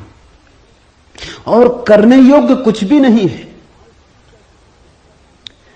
जैसे लाओत्सु का सूत्र है समर्पण, वैसे अष्टावक्र का सूत्र है विश्राम, रेस्ट। करने का कुछ भी नहीं है। मेरे पास लोग आते हैं, वो कहते हैं ध्यान कैसे करें। वो प्रश्न ही गलत पूछ रहे हैं। गलत पूछते हैं तो मैं उनको कहता हूं करो। क्या करोगे? तो उनको बता देता हूं कि करो, कुछ ना कुछ तो करना ही पड़ेगा। अभी तुम्हें करने की खुजलाहट है तो उसे तो पूरा करना होगा। खुजली है तो क्या करोगे? बिना खुजाए नहीं बनता। लेकिन धीरे धीरे उनको करवा करवा के थका डालता हूं। फिर वो कहते हैं अब इससे छुटकारा दिलवाओ। अब कब तक ये करते रहे? उनको तो मैं तो पहले ही राजी था, लेकिन तुम्हें समझने में जरा देर लगी। अब विश्राम करो। ध्यान का आत्यंतिक अर्थ विश्राम है। चित्ती विश्राम में तिष्ठसि, जो विश्राम में ठहरा देता अपने चेतना को, जो होने मात्र में ठहर जाता, कुछ करने को नहीं। क्योंकि जिसे तुम खोज रहे हो वो मिला ही हुआ है। क्योंकि जिसे तुम खोज रहे हो उसे कभी खोया ही नहीं, उसे खोया नहीं जा सकता। वही तुम्हारा स्वभाव है। अयम आत्मा ब्रह्म, तुम ब्रह्म हो, अनल हक, तुम सत्य हो। कहां खोजते हो? कहां भागे चले जाते हो? अपने को ही खोजने कहां भागे चले जाते हो? रुको, ठहरो। परमात्मा दौड़ने से नहीं मिलता, क्योंकि परमात्मा दौड़ने वाले में छिपा है। परमात्मा कुछ करने से नहीं मिलता, क्योंकि परमात्मा करने वाले में छिपा है। परमात्मा के होने के लिए कुछ करने की जरूरत ही नहीं, तुम हो ही। इसलिए अष्टावक्र कहते हैं चित्ती विश्राम में विश्राम करो, ढीले छोड़ो अपने को, ये तनाव छोड़ो। कहां जाते? कहीं जाने को नहीं, कहीं पहुंचने को नहीं। और चैतन्य में विश्राम, तो तू अभी ही इसी क्षण अधुनैव सुखी शांत और बंध मुक्त हो जाएगा। अनूठा है वचन, नहीं कोई और शास्त्र इसका मुकाबला करता है। तू ब्राह्मण आदि वर्ण नहीं, और न तू कोई आश्रम वाला है, और न आंख आदि इंद्रियों का विषय। असंग और निराकार तू सबका विश्व का साक्षी है, ऐसा जानकर सुखी हो। अब ब्राह्मण कैसे टीका लिखे? तू ब्राह्मण आदि वर्ण नहीं। अब हिंदू इस शास्त्र को कैसे सिर पे उठाएं? क्योंकि उनका तो सारा धर्म वर्ण और आश्रम पे खड़ा है। और ये तो पहले से ही अष्टावक्र जड़ काटने लगे। वो कहते हैं तू कोई ब्राह्मण नहीं है, न कोई शूद्र है, न कोई क्षत्रिय है। ये सब बकवास है, ये सब ऊपर के आरोपण है, ये सब राजनीति और समाज का खेल है। तू तो सिर्फ ब्रह्म है, ब्राह्मण नहीं, क्षत्रिय नहीं, शूद्र नहीं। तू ब्राह्मण आदि वर्ण नहीं, और न तू कोई आश्रम वाला है, और न तो यह है कि तू ब्रह्मचर्य आश्रम में है कि गृहस्थाश्रम में है कि वानप्रस्थ की संन्यास। कोई आश्रम वाला नहीं है। तू तो इन सारी स्थानों के भीतर से गुजरने वाला दृष्टा साक्षी। अष्टावक्र की गीता हिंदू दावा नहीं कर सकते हमारी। अष्टावक्र की गीता सबकी है। अगर अष्टावक्र के समय में मुसलमान होते, हिंदू होते, ईसाई होते, तो उन्होंने कहा होता न तू हिंदू है, न तू ईसाई है, न तू मुसलमान है। अब ऐसे अष्टावक्र को कौन मंदिर बनाए? इसके लिए कौन इसके शास्त्र को सिर पे उठाए? कौन दावेदार बने? क्योंकि ये सभी का निषेध कर रहे हैं। मगर ये सत्य की सीधी घोषणा है, असंग और निराकार तू सबका विश्व का साक्षी है, ऐसा जानकर सुखी हो। अष्टावक्र ये नहीं कहता कि ऐसा तुम जानोगे तो फिर सुखी होगे। वचन को ठीक से सुनना। अष्टावक्र कहते हैं ऐसा जानकर सुखी हो। न त्वम विप्रादिको वर्णनो नाश्रमी नाक्ष गोचरा असंगो असि निराकारो विश्व साक्षी सुखी भव। सुखी भव, अभी हो सुखी। जनक पूछते हैं कैसे सुख होगा, कैसे बंधन मुक्ति होगी, कैसे ज्ञान होगा।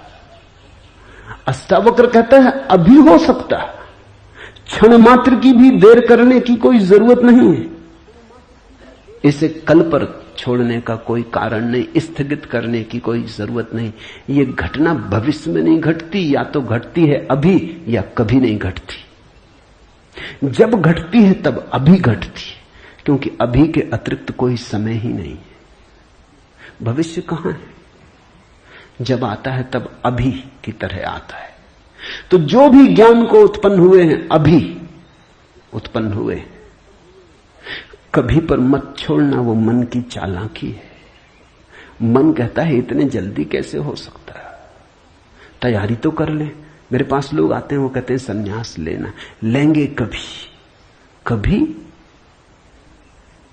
कभी ना लोगे।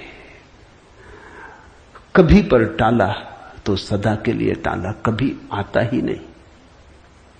लेना हो तो अभी, अभी के अतिरिक्त कोई समय ही नहीं है। अभी है जीवन, अभी है मुक्ति, अभी है अज्ञान, अभी है ज्ञान, अभी है निद्रा, अभी हो सकता जागरण। कभी क्यों? कठिन होता मन को, क्योंकि मन कहता है तैयारी तो करने दो। मन कहता है कोई भी काम तैयारी के बिना कैसे घटता।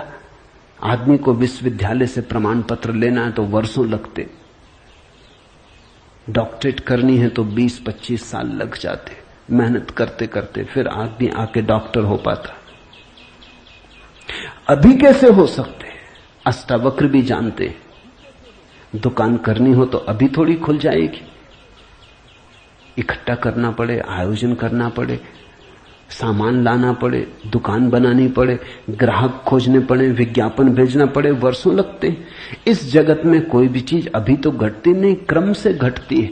ठीक है, अष्टावक्र भी जानते हैं, मैं भी जानता हूं, लेकिन एक घटना यहां ऐसी है जो अभी घटती है, वो परमात्मा है। वो तुम्हारी दुकान नहीं, न तुम्हारा परीक्षालय, न तुम्हारा विश्वविद्यालय। परमात्मा क्रम से नहीं घटता, परमात्मा घट ही चुका है। आंख भर खोलने की बात है, सूरज निकल ही चुका है। सूरज तुम्हारे आंख के लिए नहीं रुका है कि तुम जब आंख खोलोगे तब निकलेगा। सूरज निकल ही चुका है, प्रकाश सब तरफ भरा ही है, अहिर्निश गूंज रहा उसका नाद, ओंकार की ध्वनि सब तरफ गूंज रही है, सतत अनाहत चारों तरफ गूंज रहा है। खोलो कान, खोलो आंख। आंख खोलने में कितना समय लगता है, उतना समय भी परमात्मा को पाने में नहीं लगता। पल तो लगता, पलक के झपने में।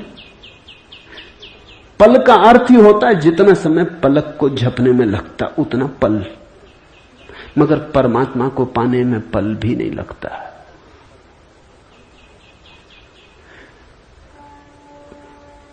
विश्व साक्षी असंगो वसी निराकारो सुखी भव। अभी हो सुखी।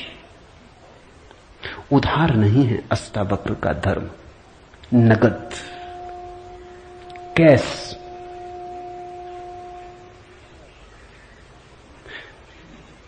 हे व्यापक, धर्म और अधर्म, सुख और दुख मन के। धर्म और अधर्म, सुख और दुख मन के, तेरे लिए नहीं।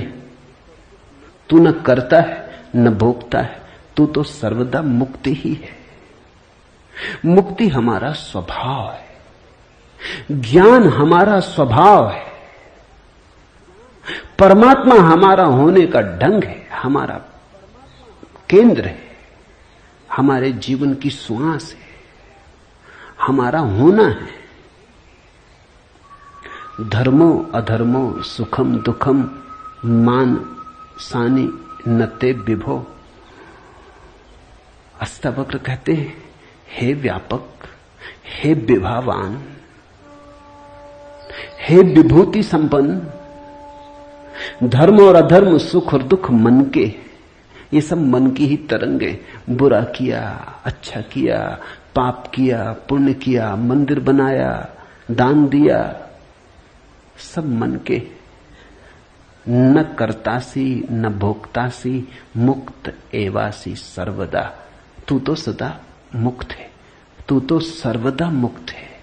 मुक्ति कोई घटना नहीं है जो हमें घटानी। मुक्ति घट चुकी है हमारे होने में।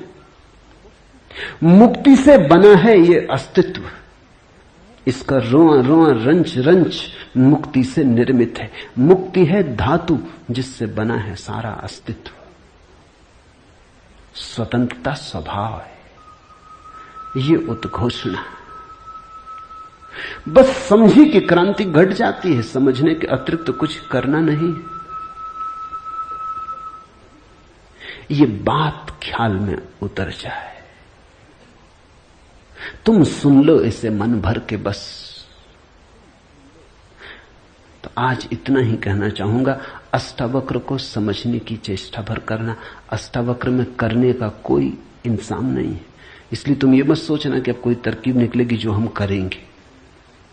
अष्टावक्र कुछ करने को कहते ही नहीं।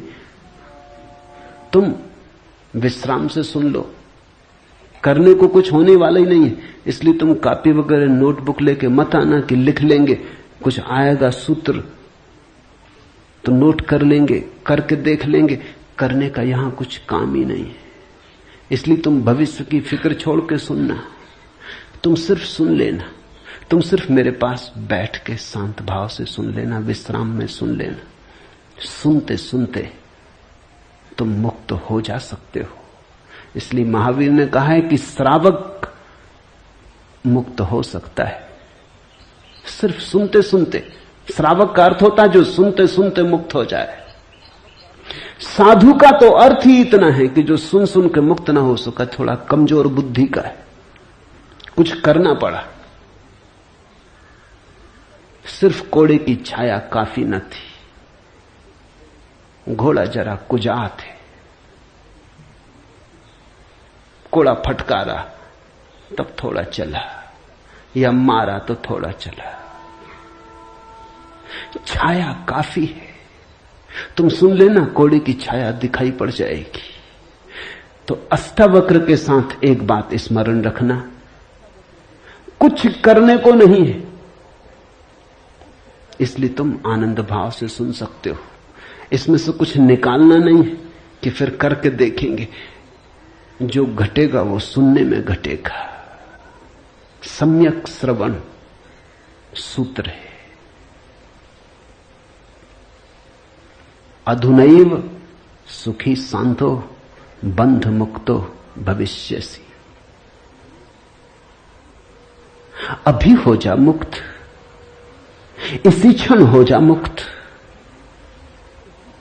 कोई रोक नहीं रहा,